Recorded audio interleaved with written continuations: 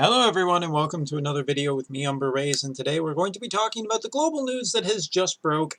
Basically that there is a brand new trial and a brand new banner coming to global. So yeah, hot off of the,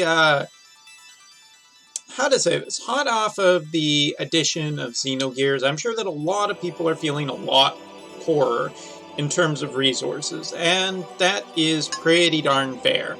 I think that quite a few people spent pretty heavily trying to get a lot of the Xenogears units, and there will be more Xenogear units in the future. There's also going to be a ton of stuff coming into the future that is really worth trying for, least of which, of course, is Axstar.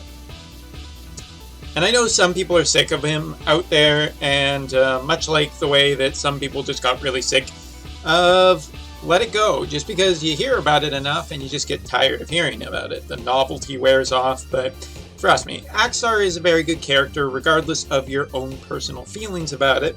Will there probably be some other characters that come out around the same time that are pretty much as strong as Axstar? Of course, that's how the general power creep works. And power creep is something I definitely want to talk about in the future, but first today, the real thing I want to talk about are the two units that are coming to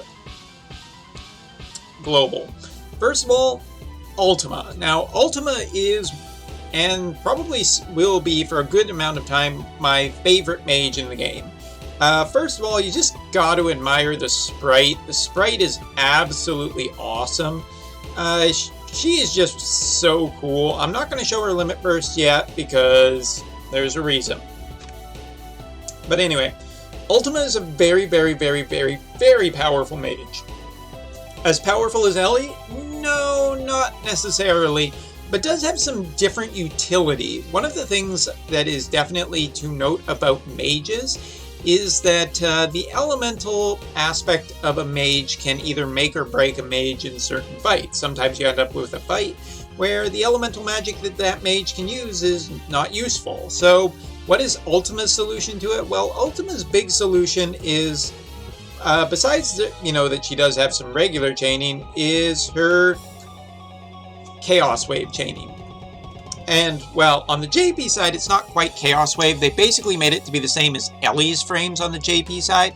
But the good news is, on Global, she will be getting a adjustment to be Chaos Wave chain frames. This is great because it means that she can chain with any Chaos Wave mage out there. So what's the weakness of this magic? Well, it is a form of Ultima, so it's non-elemental. Non-elemental can be both good and bad. Obviously, with elemental, you get the elemental chaining, but without elemental, you never have to worry about elemental resistance ever again. And that is something that is really nice about Ultima, and something that I particularly like about it. Ultima still has really good options as well, such as tornado chaining. She also has just multicasting, which is pretty nice. She has natural dual wield in her kit. She is just a very, very powerful mage, and she has one of my favorite abilities in the entire game, Dispel Ja. This is a cooldown ability only once every 20 turns, but removes all status boosts for all enemies and removes some status reductions for all allies. So it's basically a debuff the enemy and remove debuffs from yourselves as well. That's a pretty cool thing. It's just a really neat, kind of unique ability that not a lot of other characters have.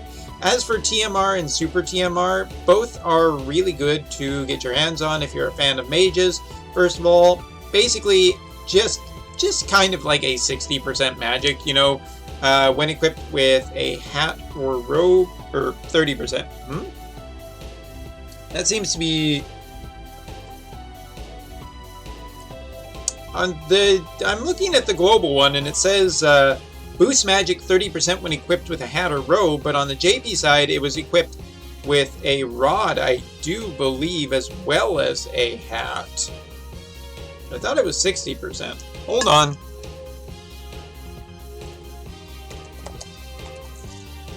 To the database we go, because I just kind of made the assumption that they would be the exact same, but yeah, Ultima is a powerful mage, a strong chainer.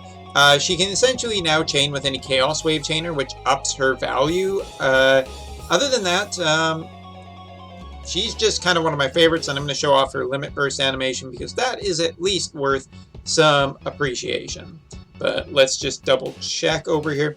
Her other thing is a dagger, or super TMR. Now, of course, super TMRs are whale bait, blah, blah, blah, blah, blah, yada, yada, yada, yada, yada. Why am I saying this? Well, it does power up Ultima abilities, and kind of these percentage up abilities are interesting for the future, provided that there is a mage that shows up into the future that has kind of a bonus or a stronger version of Ultima. That will be the thing that makes Ultima particularly better. Got to appreciate the music too. Music's just so good. Ultima. There's a lot of 5-star characters on the JP side now. And I'm not entirely convinced that they gave her an English name yet.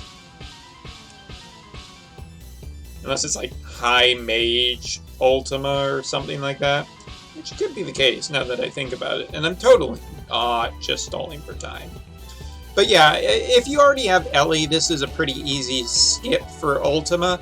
Even though I have to give a shout out to her because she's just basically one of my favorite mages ever in the entire game.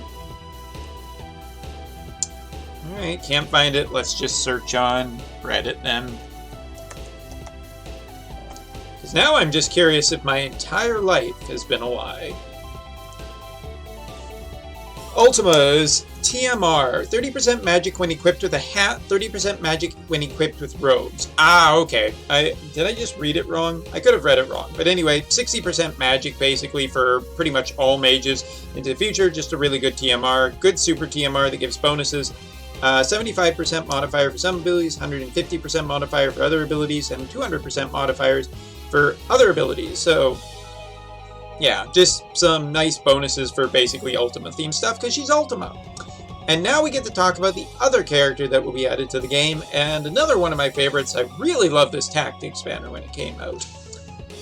Say hello to Beowulf. Beowulf is basically a DPS breaker. That is his thing. A lot of people poo-pooed him when he came out because, oh, his limit burst, or all of his all of his stuff in his kit, it all has status effects. Yeah, he does have status effects. It doesn't really overly matter that much. What really matters are how strong his debuffs are. Now, his TMR is just a pretty good thing to get your hands on. 40% attack, 20% HP and MP, so 80% total stats for offensive characters. Really good if you're building more for survivability. And his super TMR greatsword, holy shit, do I absolutely love this thing. Because I actually do have it. 168 attack, 127 magic greatsword. Very powerful greatsword that is great for hybrid users like Beowulf. And that is one of the things I also quite like about him, is the fact that he is a hybrid attacker, which is really, really cool. So, getting into his kit, some people have definitely poo-pooed him for, you know, basically just, oh, he has status effects, but he does have some natural dodge in his kit. He also has using spirit as magic, which is interesting because he doesn't have that high of spirit. He has basically some attacks, drains, and gives himself some buffs, which is okay. The real things are his debuffs, so where he has a single target dispel buffs and debuffs, and a single target 3-turn 45% full across the board. Now 45% isn't that high, especially on the JP side anymore, but the dispel then debuff is pretty darn cool. He also has some natural killers versus humans and dragons, so that makes him good in some trials for also being able to dish out some DPS. He is a hybrid too, so if you can build him for, you know, high attack and everything, then he will be able to dish out a fair amount of damage while being potentially able to keep some debuffs up. Kind of a proto-early unit for a lot of stuff that we've seen also on the JP side. He also gets W cast in his kit, getting into his 7-star by equipping his own TMR, which is a boost of attack, HP, and MP. Gives him full status immunity, which is really nice. And then he just has a whole bunch of hybrid attacks in his kit. He has some degrading debuffs, especially for light resistance. He can actually debuff 100% light resistance for 1 turn on a single target. Not the most, obviously, but is worth mentioning. And yeah, just trying to think. There was the one thing that he got, which was also pretty interesting, if I can just remember, his upgrade. Melt got a global upgrade for once every 6 turns, chance to inflict blind, sleep, silence, and stone, and reduce attack, defense, magic, and spirit for all enemies. This is one of the problems that I've always had with Beowulf. Beowulf has some pretty strong debuffs, but one of the problems that I've always encountered having him is that he has no AoE debuff. Not having an AoE debuff is pretty bad, giving up some of the fights in the future. Also, Orin is kind of his most strict competition. Orin has the advantage of being able to debuff the enemy AoE as well as buff himself, and he can debuff on his limit burst. Beowulf can do that too, and has really powerful hybrid modifiers. If you look at that, like, pretty high amount of modifiers, and he gets a 74% debuff on his limit burst maxed out.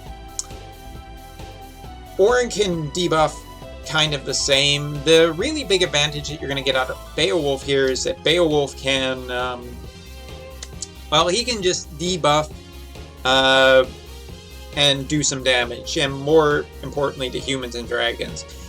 This banner is really cool for Final Fantasy Tactics fans, but definitely not necessary if you have Orin and Ellie, or Orin and Sophia, or anything of that kind of combination.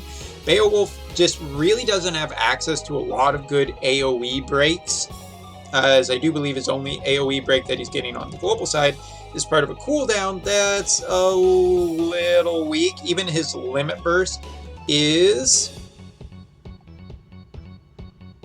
single target, which, I mean, he's great for single bosses, but multiple bosses can kind of leave him in an awkward spot where he's not going to be able to have enough utility and really usefulness. But that is not all. Before we go show anything else, I just want to talk about the fact that Global, you guys have been, I heard, complaining, asking, or demanding, or asking, or some combination of all of them for a trial. Well, here is your new trial. The Dark Espers 2, which is against Shiva and Golem. Now, this is a really interesting fight. I fought this fight a long time ago, and I've never came back to it, basically because the Golem armor was all I wanted, and it's a really good armor. You can also get Shiva's Tiara. The quest. This fight is a fairly difficult one. Well, in some aspects. If you try and fight it normally, it can be quite difficult. If you do the way I did it, it's not quite so difficult at all. Golem will act as a tank for Shiva, and Shiva will be the DPS. However, you can dispel the AoE cover that Golem has on, or at least you could on the JP side, leaving Shiva open to an attack. Just like Ifrit and Siren, you have a choice of who you want to attack first. The way I remember doing it at the time was I basically took CG Sid, gave him the fire element, made him do his time jump, and he kind of just came down and destroyed it. Or the other way that you can do this fight is with a couple of Ellies. Ellie dishes out enough magical damage and has both the fire and the wind element, which makes her perfect for this fight. Shiva is weak to fire, and Golem is weak to wind. Neither of them are particularly overly difficult back when they came out. I was able to even 3-turn or 4-turn OTK them, or 4-turn kill them. I should say it's not an OTK if it takes multiple turns.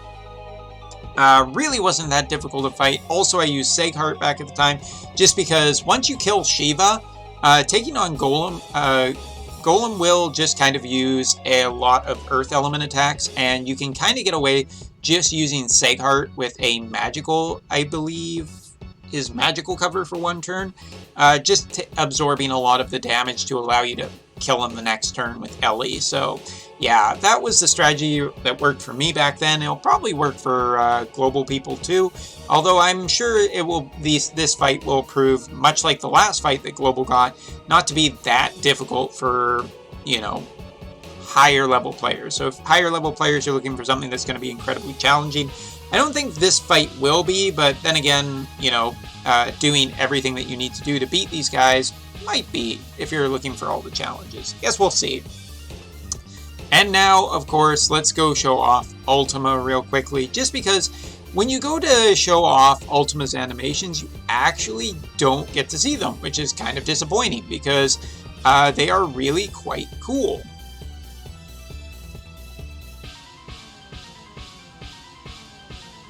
Going to enjoy that music for another second.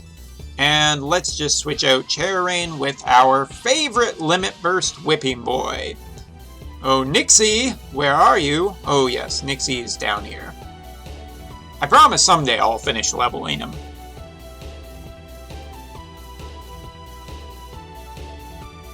Again, just because Ultima is one of my favorite characters and favorite sprites in the entire game, just gotta show her off.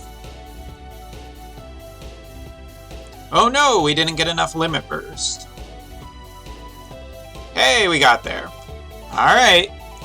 Now, take a look at this animation, because this animation is not CG, but it is one of the cooler animations in the game, just because I love the fact that they put a lot of work into this one, and here we go!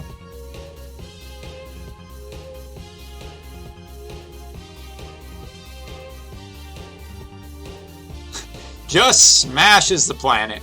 Really love that ability. Ultima is just really super easy to build for, well, easier to build for a mage just because she has natural dual wield. Really absolutely love her kit. Love her unlocks as well, whether it's Dispelja or, you know, just giving protection or doing damage. Like, she has a lot of really good stuff, a lot of access to things. So I know that she kind of comes out in an awkward phase right now where Ellie has just come out, Sophia is out too, but I definitely hope some global players will throw some resources to try and get her, because her and Beowulf are definitely cool, and I think the global upgrades go a long way to making them better. Anyway, that's all, that's my opinion, and yeah, leaving for vacation tomorrow, so see ya with more global news, probably from, or more news just from Canada. Anyway, that's all, see you next time.